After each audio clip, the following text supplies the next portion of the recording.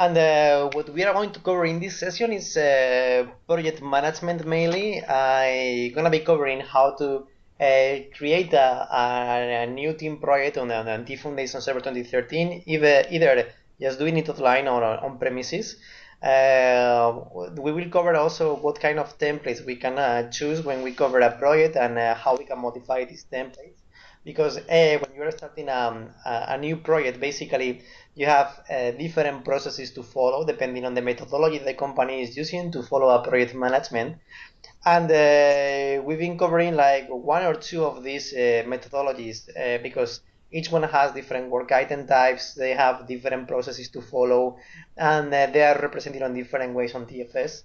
And also regarding to project management, I will show you how to manage different projects, like through a different, like a catalog of projects that you can have, a portfolio of projects, and how you can assign different permissions, how you can assign teams, and create different areas of development when you are working with a Team Foundation project.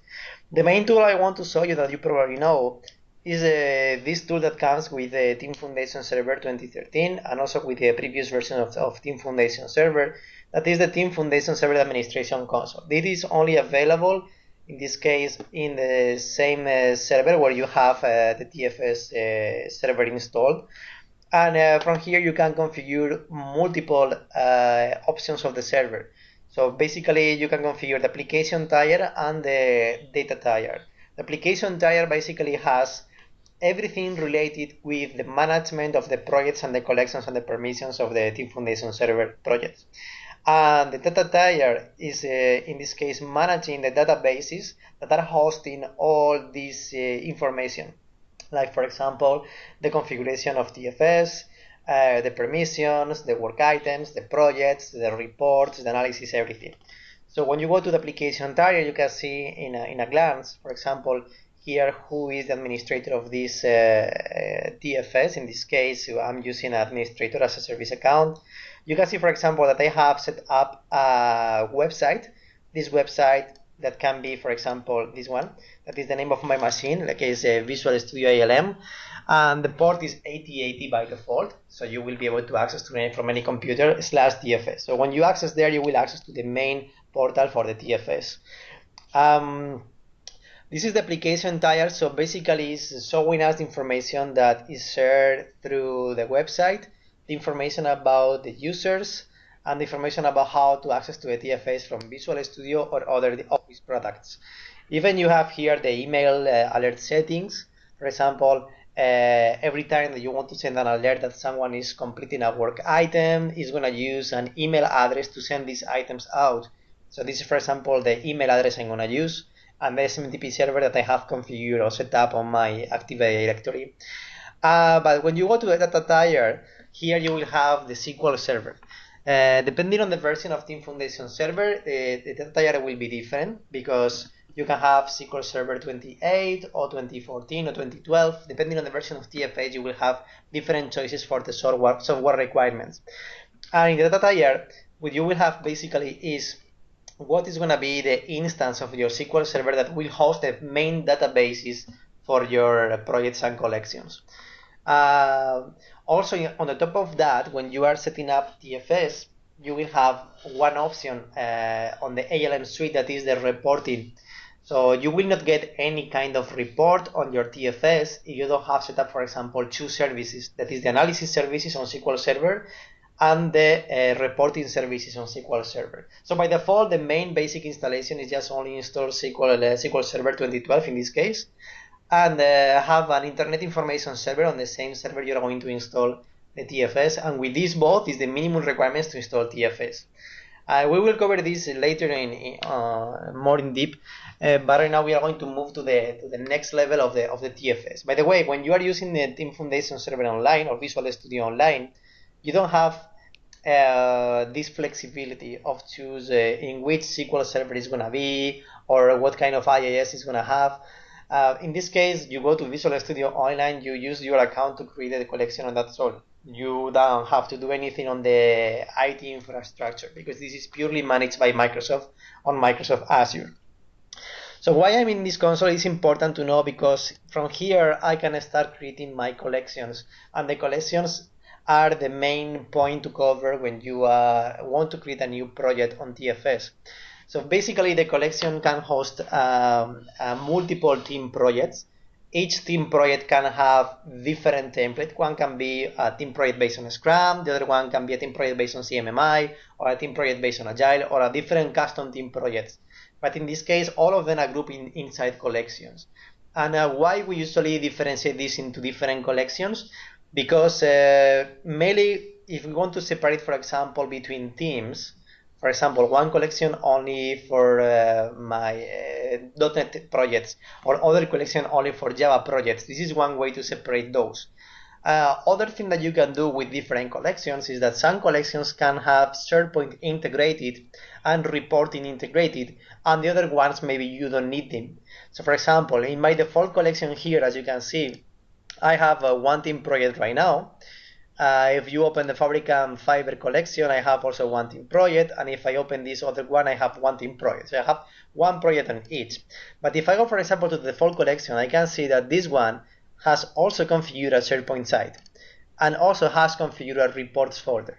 You can have another new collection without integration with SharePoint or without integration with reporting. Sometimes in majority of the projects, many companies didn't want to have reporting integration, or they don't want to integrate this with SharePoint because there is no need for that. SharePoint is a very good option when you want, for example, to have an central site where everyone in the team can access not only to the source code, but also, for example, to all the reports, to the calendar, to the wiki, to all the documentation related with this project. And also they have other collaborative tools based on the SharePoint web parts. So sometimes SharePoint is not mandatory for a project. Even on my experience, few companies are using the SharePoint site that you can include with TFS, but the reporting is different. So you can have all the reports, for example, just installing reporting services and setting up reporting services for this specific collection. And with that, you can get like 25 different reports directly from the reporting services. But you don't need SharePoint. SharePoint is optional. Both of them are optional. You can put them together, or only one of each, or just none of them. This will be the main choice for you.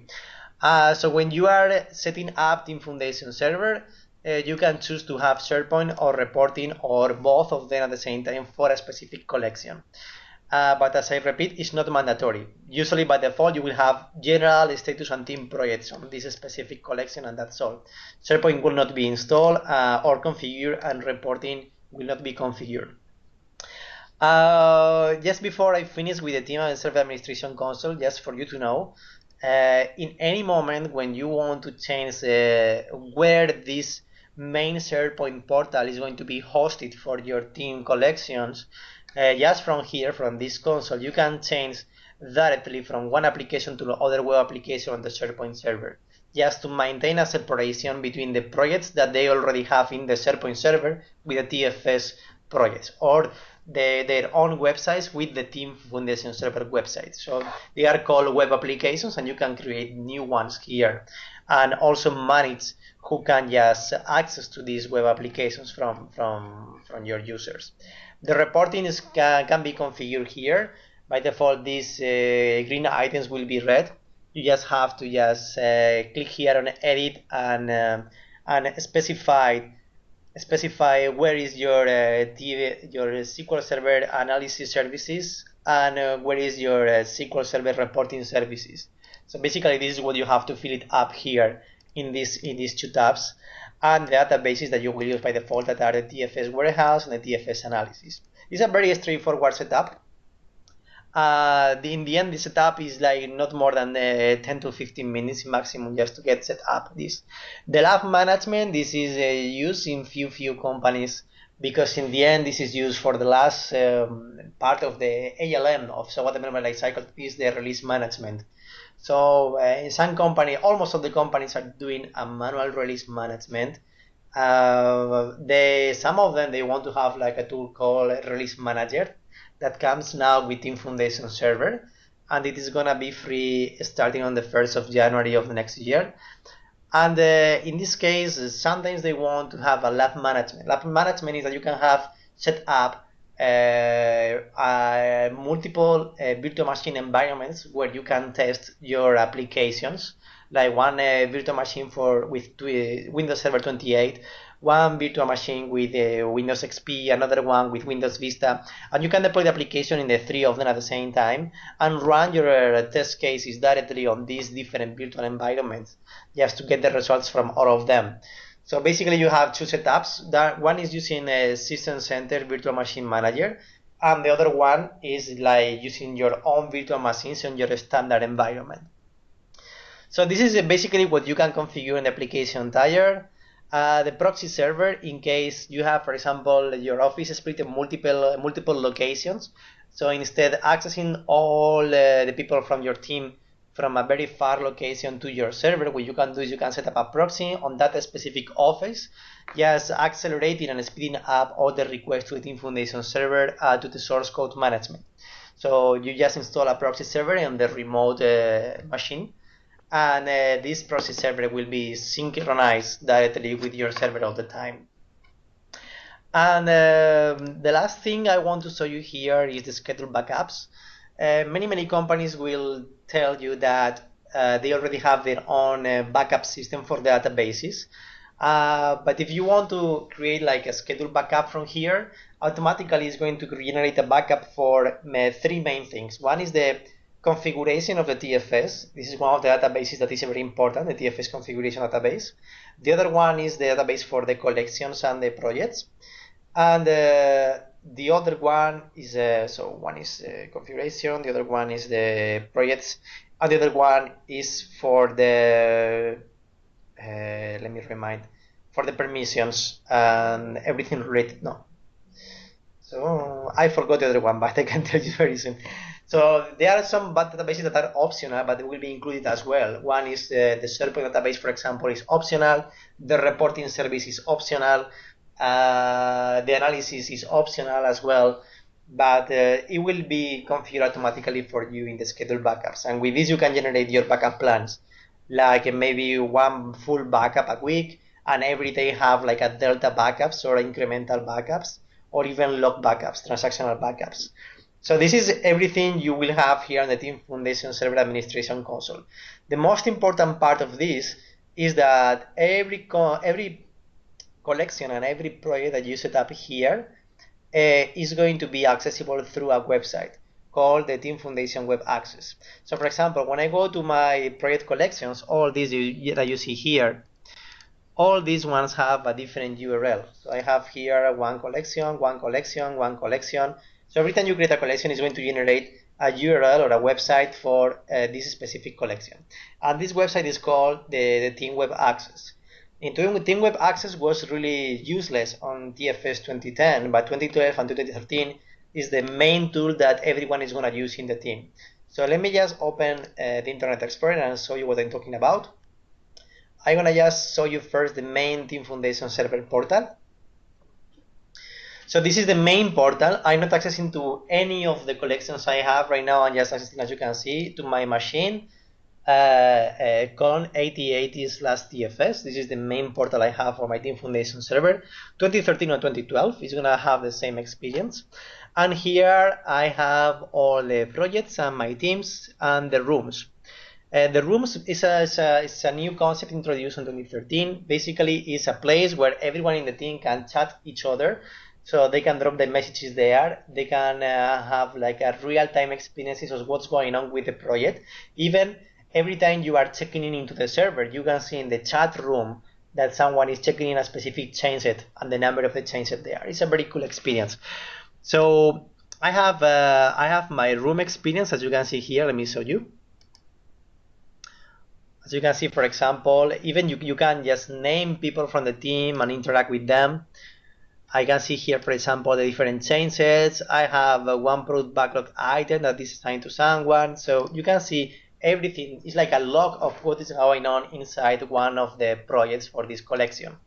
If I go back to the overview here, you can see the list of projects. Let me just access to one of these projects. I'm going to access, for example, to Fabric and Fiber.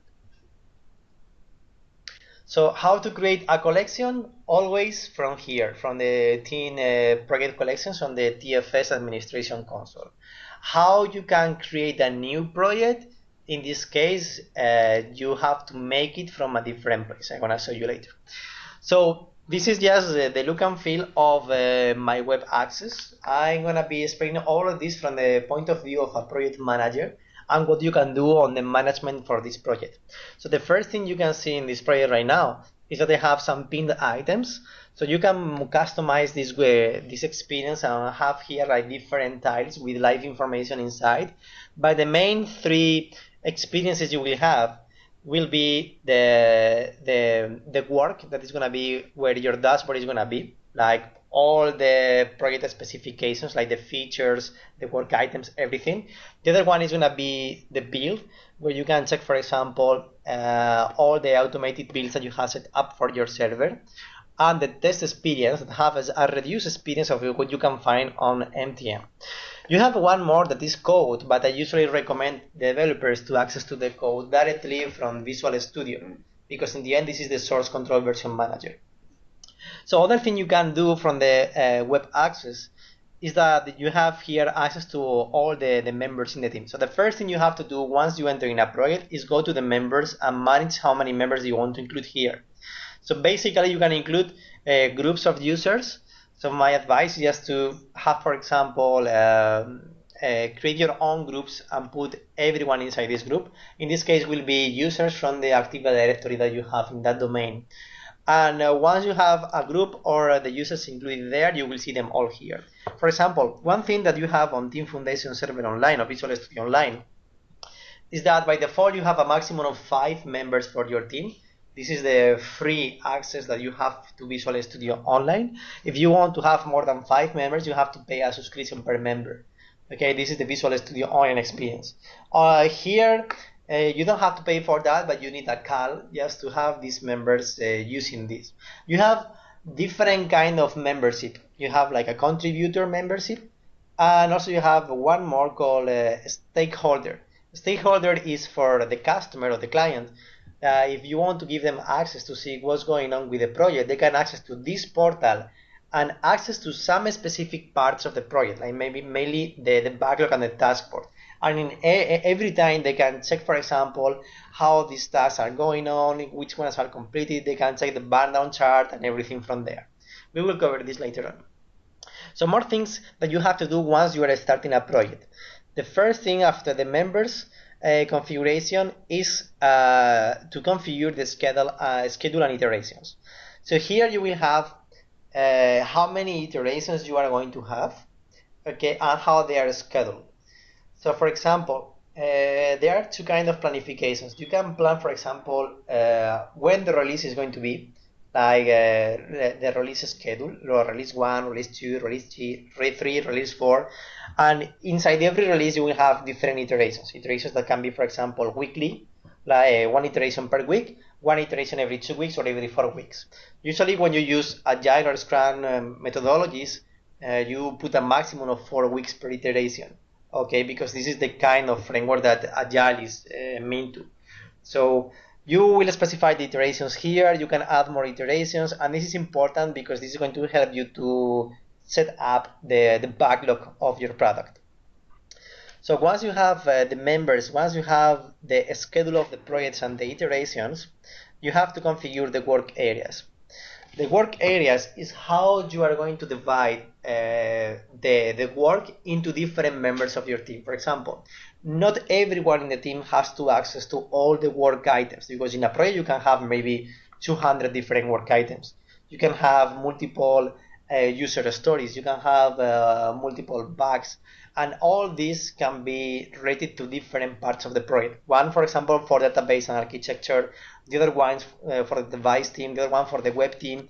So a virtual way to separate these teams and to filter which work items they will be able to see and access all the time is just creating different areas. So from here you can create these areas in any time.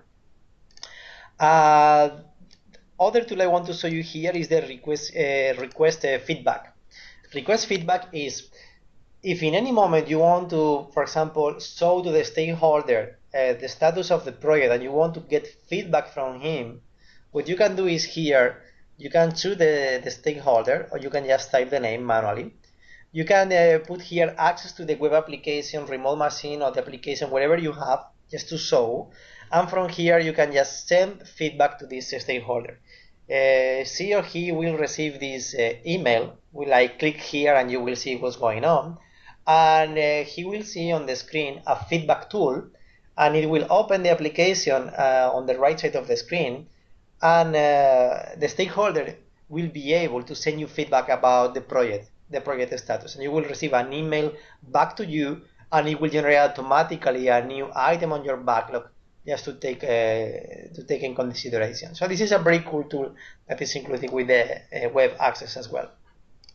So let me start as a product manager or product manager from the beginning. So here first, how you can manage inside your project different teams. When you click on the top of the screen, from here, when I click on Fabric and Fiverr, you can access to the portfolio of projects you have. If I click on Browse them all, you can see in this server how many collections I have, how many projects I have, and also which teams are available for each project. So for example, in the Fabric and Fiverr, I want to access to the Fabric and Fiverr web team. And when I navigate there, you can see that the main screen changed. The first thing I see when I enter here is that I have right now the iteration where my team is working. So they are working on the iteration number 3. They have 19 hours of 24 still allocated to finish this sprint. And what you have on the right side is the burn down. The burn down is how much time they have left until they finish all the tasks that they have on the board. So let's access to this information. I want just to access to the backlog.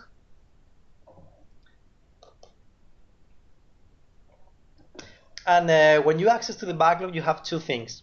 The first thing is the product backlog, okay, where you have mainly all the features or all the requirements for a project.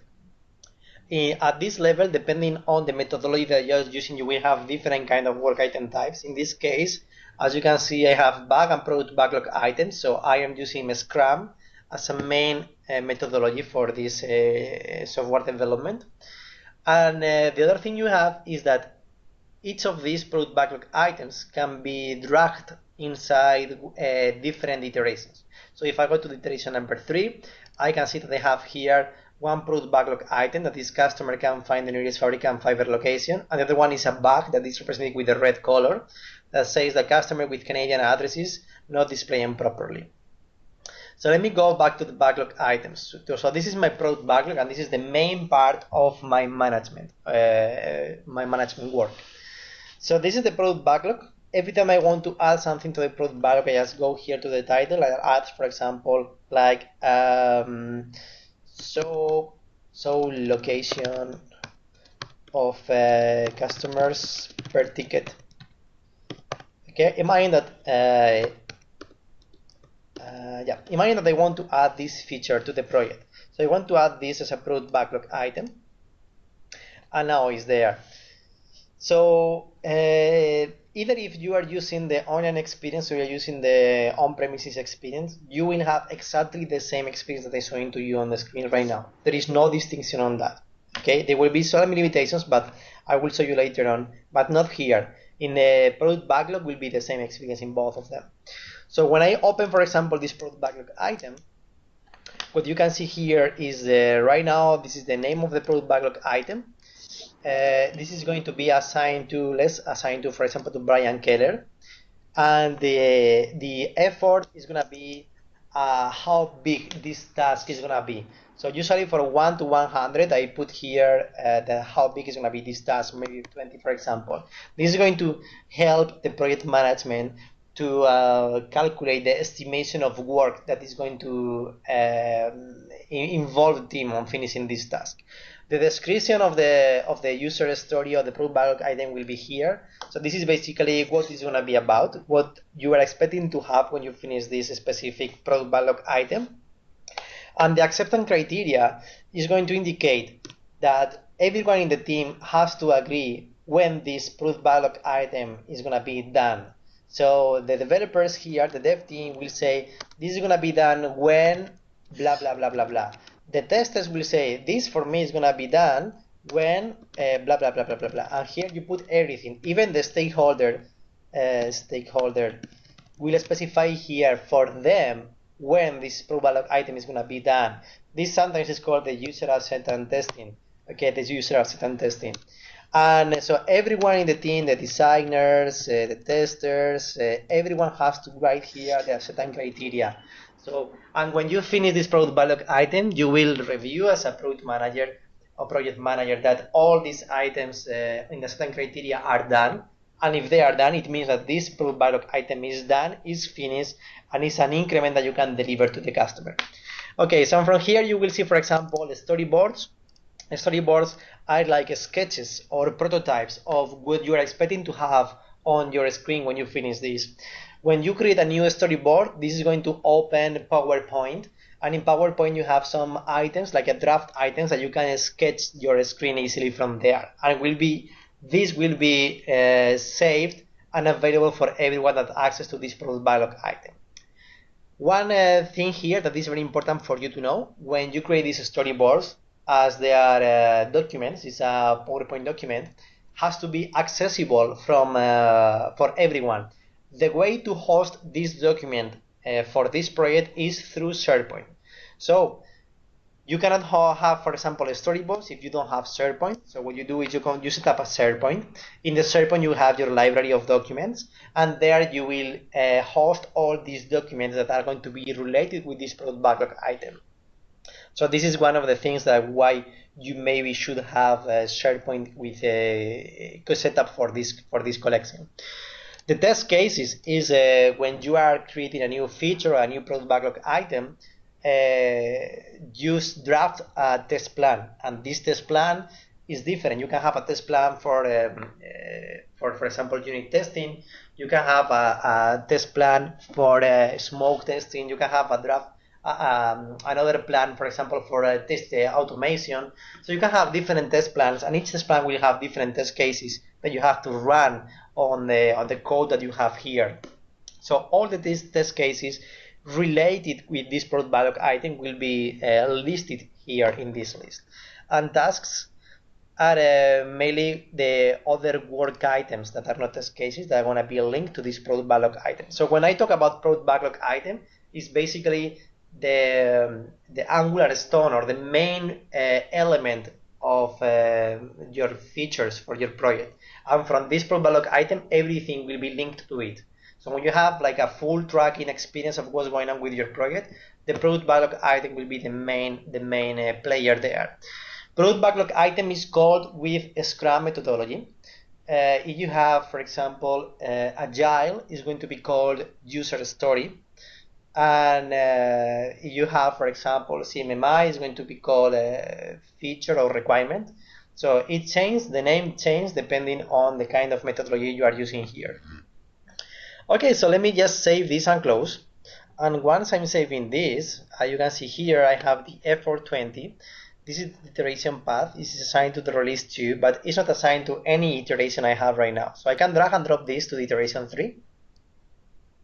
And now it's there, already belongs to iteration 3. One thing that you can do is you can check, for example, in any moment what's going on with your project. This is called the cumulative flow. The cumulative flow is, I have a list of features, in this case product backlog items and bugs, and I want to check if they are done, if they are in progress, if they are committed but still they are working on it, or just they are new. How can I check this information? This is called the board. Board is something that was adopted from the Kanban boards, on the Kanban methodology, and this is a way to work with like a kind of it's a process table that helps you to understand and to track every single task in a diagram like this. So you have, for example, the new product backlog items on the left side, on the new. I have here another column for approved. It means that as a project manager, if I want to approve, for example, this one, I move it to approved, and it means that everyone in the team can start working with this because it's already approved. Once the team wants to start working on this for the iteration number 3, for example, we have a meeting plan. And in this meeting plan, what we do is together we commit that this is going to be committed for this specific iteration. So the team will start working on this. And once this is done, it will move to done, and the cumulative flow will be different. So this is going to help you to track what's going on in every iteration, which items or features you are expecting to deliver at the end of this iteration, and it's gonna help you to track the velocity of the team. The velocity of the team is how fast your team is delivering in every iteration. So this is the other chart I have here, integrated with this web access. As you can see, you have iteration number 1, that is 35 story points delivered on the iteration number 1. In the iteration number 2, my team was faster because they've been warming up on iteration 1. The iteration 2, they are already hands-on on the code, so they are very fast delivering. And iteration number 3, right now they are delivering 20 story points, but still they are not done. So that's why it's a blue color here. So this is going to help the project manager, for example, to do the forecast. The forecast is another tool that you can just set up from here. It's going to specify when your team is expecting to deliver the different product backlog items or different features, depending on the velocity that your team right now is managing. So your team has a velocity of 10 story points per iteration. Even you can modify this manually, say for example 20. And this is going to help you to schedule and see when it's going to be delivering all these product backlog items. So this is a forecasting tool. You have also the mapping. The mapping, you have a more abstract level in TFS that is called features. So inside one feature, you can have like multiple product backlog items. But usually this is not used on the projects. On Agile, they usually use like normally product backlog items and bugs, and that's all. The other thing you can see here, for example, is backlog item to tasks. So you can see in this list all the product backlog items and all the tasks related with them. So I go back again. When you are starting a project, the first thing you have to do with your team as a product manager is to create a list of all the features or requirements for your project. Once this is specified here in this backlog list, the next thing is to start creating the iterations. And for every iteration, you have to drag and drop this item inside these iterations. For example, if I go to the iteration number 3, I have here one thing called a sprint backlog or iteration backlog. And here I have only those product backlog items that I'm committed to deliver during this week, for example. So I can see that this specific iteration number 3, comes from the 1st July to the 12th of July. So it's almost 2 weeks iteration. And during these 2 weeks, my team is committed to deliver 3 product backlog items or 3 user stories. Each product backlog item has to be cascaded or break down into small tasks. Here is where the project manager and the team has to agree on how much time it's going to take to deliver each specific task. So right now I have, for example, here 1, 2, 3, 4, 6 tasks. This is the remaining hours for each task, the remaining work.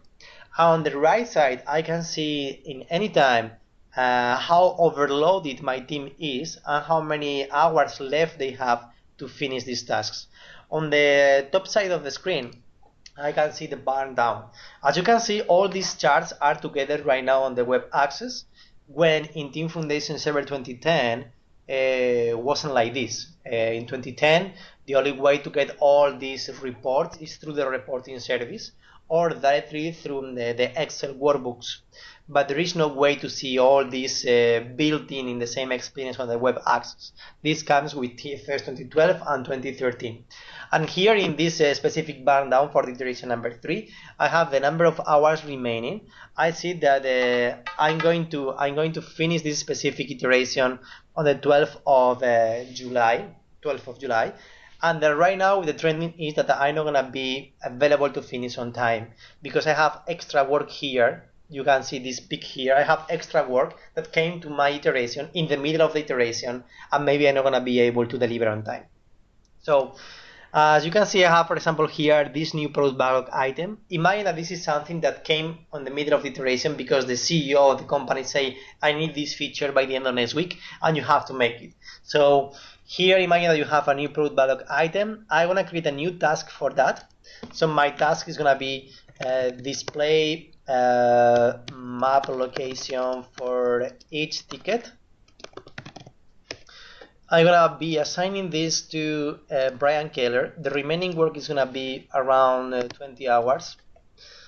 And this is everything you need to do when you are creating new tasks. Okay, nothing else. Save and close. And when you do that, what you see is that right now the capacity of my team went down.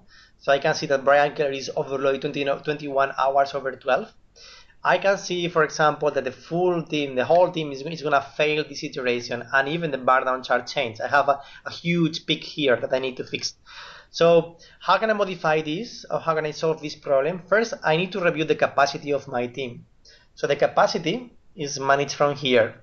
I have, for example, that Brian Keller is only working 3 hours a day.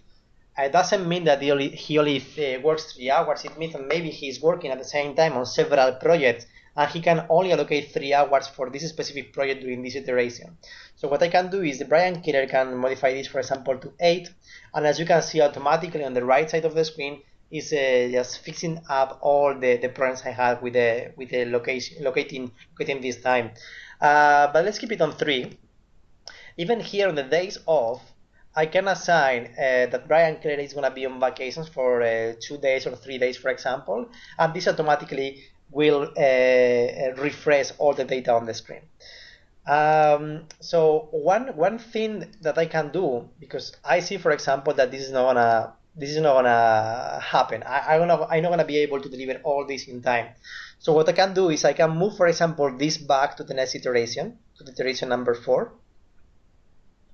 And still I see that I have a lot of work unassigned. I can move, for example, this one to the next iteration, and now something is fixed.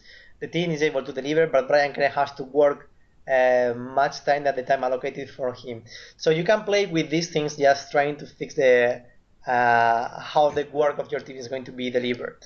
Okay, let me fix this very fast. What I'm going to do is I want to say that, for example, this is not going to be 20, it's going to be, for example, 10. Okay. And I'm going to move the bug to the next iteration because it's not a high priority bug, it's a low priority bug. And right now my team, I'm sure that can deliver. It's a bit tight, 24 over 24 hours remaining, but they can deliver on time. So now that once that this is done, so what my team has to do every day. So if I am a developer, a tester, or a part of the development team, what I do is I can access to this website anytime. And I can go to this specific iteration and I can go to my dashboard. In the dashboard, I can see here all the tasks that I have assigned, or either per product backlog item or feature, or by person. And let me just group by people. And I can see here which tasks I have assigned to different people in my team. So if I am Brian Keller, I can come in the morning and I can say, okay, I'm going to work today on this specific item. And I can move it from the to-do to in progress. And now that I'm working on this, I just open my Visual Studio, I'm working on this specific item, and once I finish my day, I can come here and update this number. So right now there is no 10 hours left to finish this specific task. I have, for example, 5 hours left. And this automatically is reporting into the burn down for this iteration. And if at the end of the week this task is done, what I do is I move this to done. Okay, as you can see, the burn down chart is moving just a bit better. And now my project manager can see how my team is completing all these tasks during the process of this iteration. So basically this is the way to work. How this works, for example, in a Visual Studio. Let me open Visual Studio and show you, because everything is totally related. So what I just showed you here is pure project management. Okay, I have my product backlog. I can check from here in which items my team is working. I can see the velocity of my team. I can see the community flow, and even I can say that, for example, some items are approved and some items are totally done. And I can check in any time what's going on with the full scope of the project. And I can check in every iteration how my team is progressing in terms of how they are completing the different product backlog items, how they are completing the tasks, and I can check the capacity of the team and maintain a healthy way of work with this team. And everything is also accessible through other tools, not only from the web access, from Visual Studio or others. So if I open Visual Studio, right now I am working with the Fabric and Fiber project, and when I go here, I can see, for example, let me show you first how to access to the different projects. I go to the Team Explorer, and here I can just access to projects and my teams. And here I can access to the Fabric and Fiber or to the different teams inside Fabric and Fiber project. If I connect to the different team projects from here, I can see that they have 3 collections. 1 second. Okay, sorry. I have 3 collections, and in every collection I will have different projects. So what I want to do is I want to open this specific team, the Fabric and Fiber web team. And from here I can access to my work, I can access to the work items, and I can access to many other things.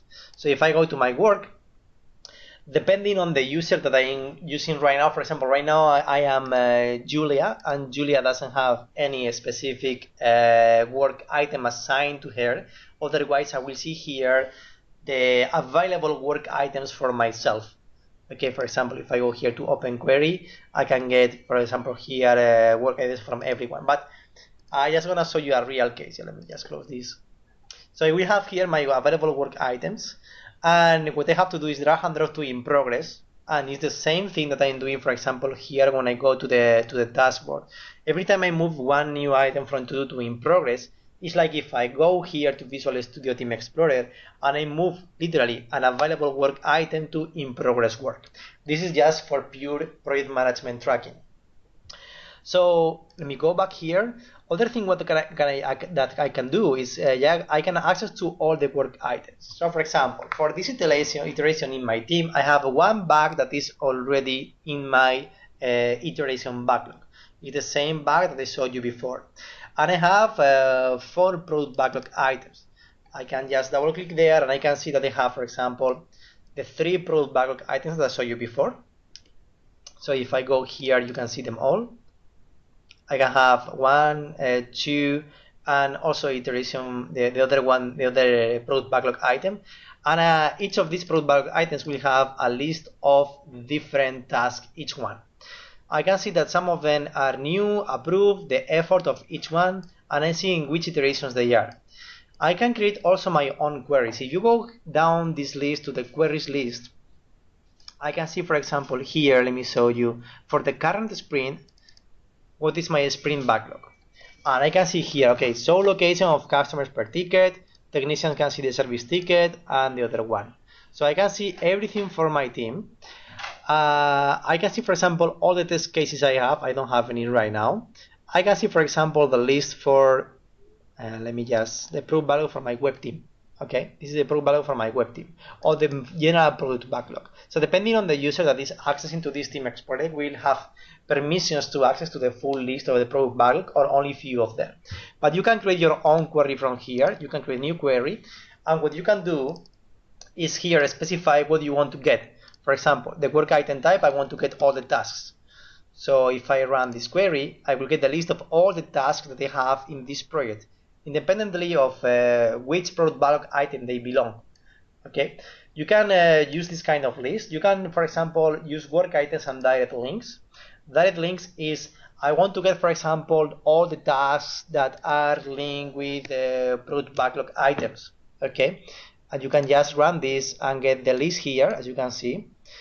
So all the tasks and product backlog items related. Usually it's opposite. You put here the product backlog item. Let me show you.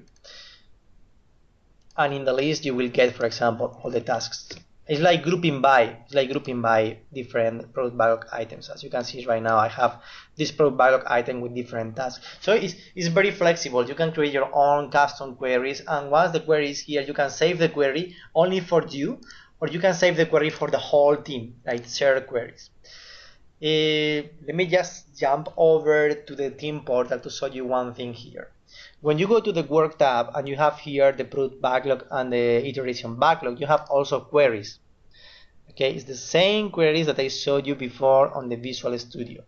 And here the same, you can create your own queries. Okay, you can check your queries, you can set the shared queries. And even from here, let me for example create a new query. I want to get all the tasks for this project. Okay, I want just to run this. I want to save the query, and this query, no, I want to save it in this case not in my queries but in my team queries, in shared queries. I want to call it like tasks list. And here you are. When you go to the shared queries, you have your task list at the bottom, and this task list, when you click here, you can pin them to the home page. And when you go to the home page, you can see here task list. I have 58 work items. So this is so cool, huh? So when you go here, for example, other thing that you can do is that let me show you. You can create a new chart. So just go here to the task list, go to charts, and I'm going to create a new chart. This chart that I'm going to create is going to be like the list of all the tasks grouped by assigned to. So I can see how many tasks each member of my team is going to have. So this is the kind of chart I can get multiple charts from here. You can play with that. It's very fancy. And let me just save it. And now they have this chart, I can just pin it to the home page as well. I can create a new chart, and in this case I'm gonna be grouping by this in a stack bar. So this is gonna be work item type, and this is gonna be assigned to, or state. State is more fancy. And assigned to, yeah, here. So I want to have all the tasks that I have on this specific iteration. Oh, sorry, my project. Grouped by different members of my team, assigned to, and in every column I want to have the state of each. So I just click on OK, and I want to pin this to the home page again, and I go back to the home page, and I have these two charts here. Okay, the task list chart and the other one. So this is just the way to manage for every iteration your dashboard. So the project manager can do this anytime, and everyone in the team will be able to see the different changes on the dashboard daily. Other thing you can check from this dashboard is, for example, the build automation. So here I have, just let me see. Okay, I have some build definitions. Build definitions basically is when the development team is coding, creating a new product, usually they are just compiling this product to see if it's compiling good, and once they compile and see that everything is working fine, they check in all the changes into the server, and once it's in the server, everyone in the team will be able to download these new changes. So what some things they usually do, depending on the level of maturity they have, is to automate these builds. So for example, this is a nightly build. It means that every day at night there is a build agent set up in the TFS server that is building or compiling the source code and generating a build. If the build fails for any reason, it will display here that you have a problem in the build and someone broke the build. It means that someone is submitting or checking in code that is not compiling. Okay, so you will have an alert on that will be reporting to the manager in this case.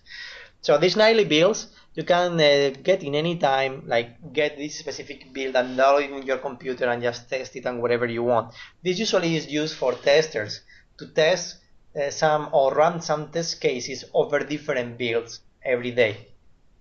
From here you can just create your own build definitions, or either you can go to Visual Studio and you can create your own build definitions from here. Okay, so you go to builds. You will cover this in other sessions, but from here you can create your own build definition. So as you can see, the Team Explorer is showing you more or less whatever you have already on the web access. So you go to My Work, you can see your assigned current active work items. If you go to the build, you can see the builds that are set up for this specific project. You go to work items, you can access to every work item accessible from your user for the team or for this specific team. If you go, for example, to documents, okay, it will display for you the documents that are stored in the SharePoint server in this specific SharePoint application. So not, as I told you, not all the projects have the SharePoint integration, but for those that are integrated with SharePoint, they will access here to every document that is shared through the SharePoint portal to the other members of the team. So you can click here on Show Project Portal, and it will open, in this case, the SharePoint portal for this specific work project. When I talk about the SharePoint portal, it's not the same SharePoint portal that you have here. This is the web access and is different than the SharePoint portal. Okay, it's totally different things. Just leave it there for a few minutes because it has to first initiate the SharePoint services and everything. And here you will be able to access to all the shared documents in your team. The other tab that you have here is the reports. Reports is accessing to the reporting server and is taking all the reports that are generated from the OLAP cube. So right now I can check, for example, here the reports from the builds, the test cases, the backlog overviewed, and even you can create custom reports and they will be so up here. If I go, for example, to the sprint bar down, just let me open it. In this case, as you can see, it's opening the website of the reporting services assigned for this specific project. Just give it a couple of minutes. Sometimes these reports are not real time because in the end, this is a database that is in the reporting server and is made by the analysis services that has an OLAP cube of information, and this has to be processed.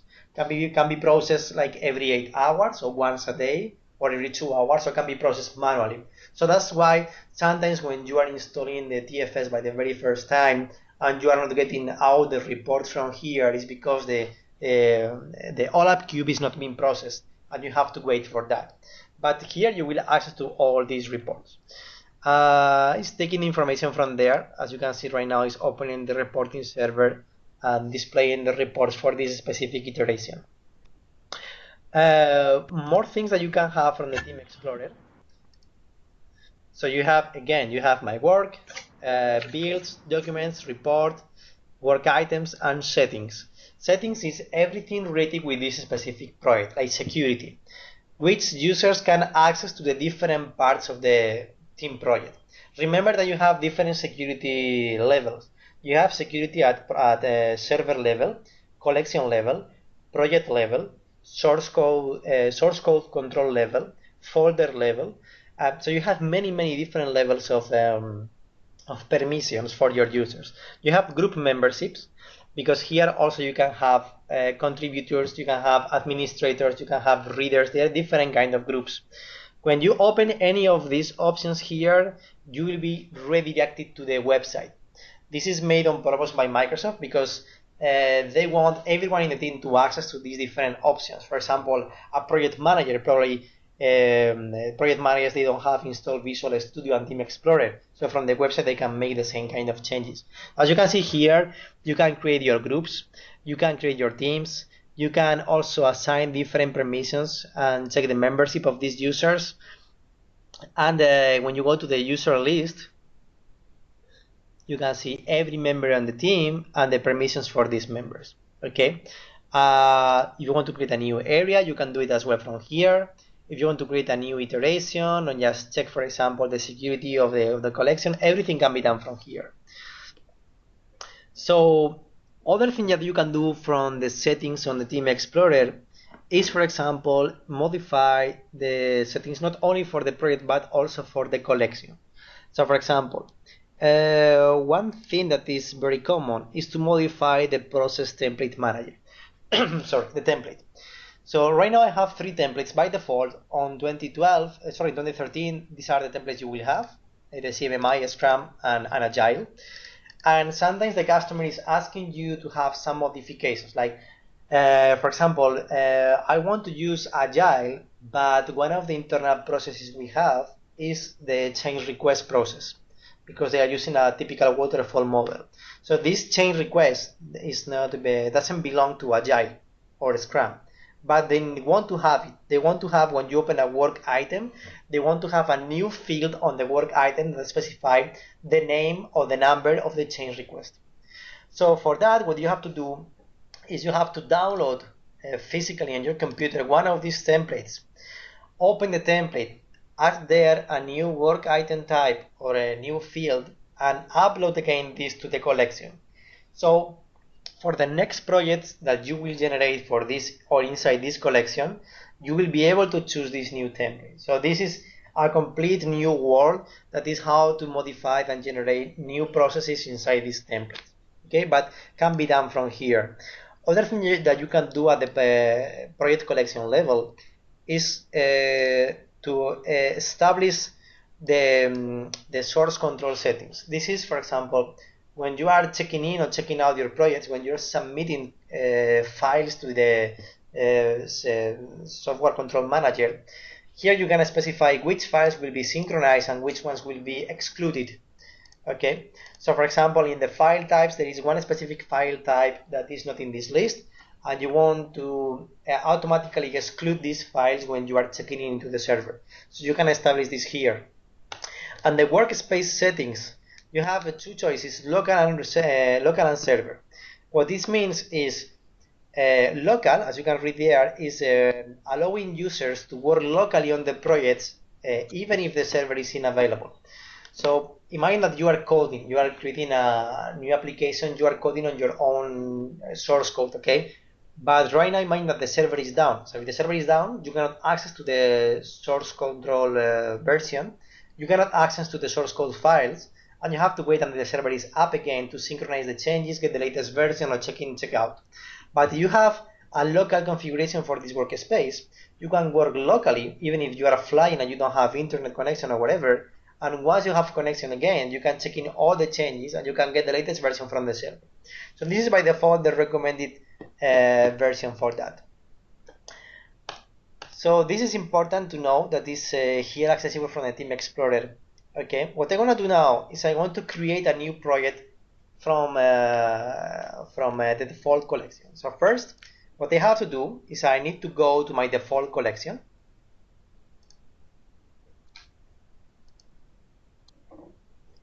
And once I am here in the default collection, I'm going to create a new team project. As you remember here, if I go to my team project collections, I have the default collection here. This default collection right now is online, so it's working. And has set up SharePoint and reporting services. What I'm going to do is I'm going to create a new team project. The team project for this collection is going to be called, for example, Agile Monday. You will choose here the template. If you have already a custom template that you generated for a custom, because your customer is asking for a custom template, you will choose it from here. So I'm going to choose the MSF for Agile Software Development. I'm going to click on Next. Here it's going to ask you if you want to include the SharePoint accessibility for this project. So in this case, I don't want to create any SharePoint portal for that. So this specific project is not going to have SharePoint available. I click on Next. Now it's going to ask you for the version control system. By default, you will choose Team Foundation version control. Some customers, they have a Git already in use because they have like some random Java project, C++ project. They are using Git, and you want maybe to set up this on the Git server that they have. So this is possible, but right now we are going just to choose our own TFS version control that is included in the TFS server. I click on Next and I click on Finished. Reporting services will be available by default because the collection has reporting services by default. okay? But in this case, I'm not setting up the SharePoint port. So remember things that you are missing when you are not using SharePoint for a project. You are missing the Excel sheet. Well, in 2013, you are missing, for example, the libraries for sharing documentation. You are missing calendars. You are missing wikis. You are missing like the normal dashboards and the reports directly on the SharePoint portal. So you're missing these things, but it's not mandatory. It's also in so many cases, customer will never use SharePoint. Will use probably the reporting services, and that's all. In TFS 2010, it's very important to have SharePoint. Why? Because you can have access to all the reports through Excel sheets, and all these Excel sheets will be, or Excel workbooks will be generated automatically when you are setting up SharePoint for your TFS projects. Otherwise, the only solution for you will be just to install the reporting services. So right now it's creating the project.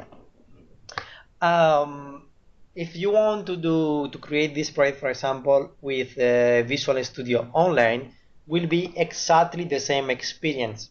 You will access to your Team Explorer on Visual Studio. You will connect to the, not to the local server, but to the URL that is on the internet, so the remote server. And the same process, you will create the project from here. Okay, this is the easiest way to create a new project for the Team Foundation server. This is gonna take just 2 minutes. In the meantime, let me jump back to the website.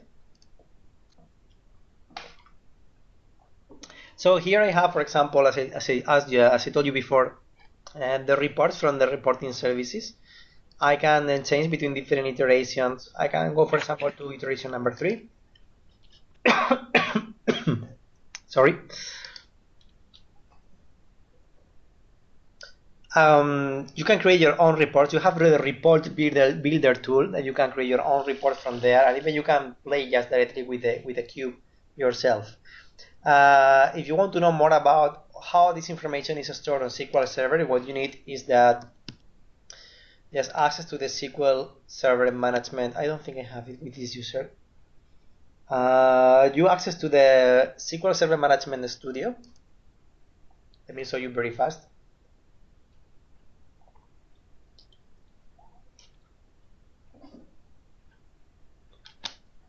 Okay, and from here you can check the analysis services to access to the OLAP cube, or you can access to database engine. If you access to database engine, what you will find inside is the databases that are generated from the TFS installation.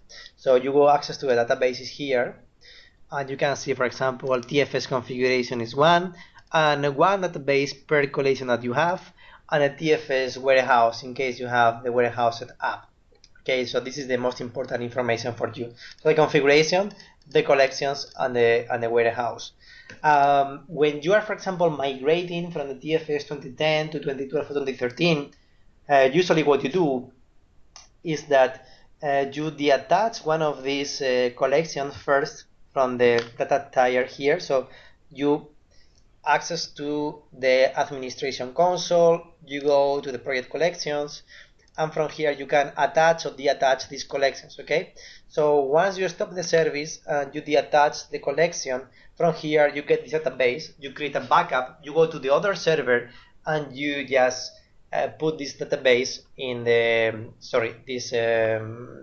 backups in the new database server, and from there you attach again these databases to the collections on the new server. So this is one kind of migration from the old server to the new server. Okay, so let me go back here.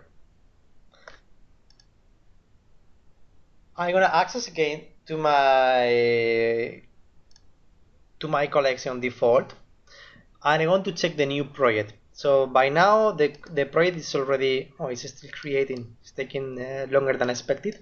Probably there is some internal processes right now happening on the TFS, that's why it's a bit slow.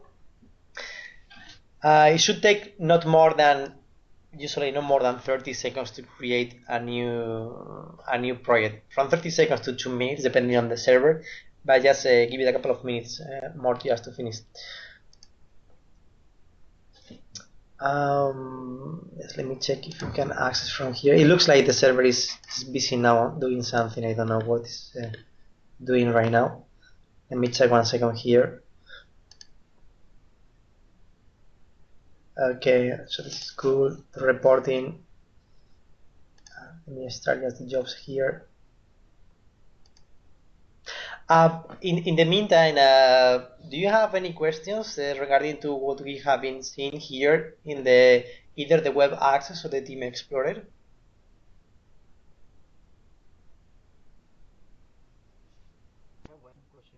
I'm good. Good. Tell me, Steve. Uh, Ed, I have one query related to the online Okay. TFS online.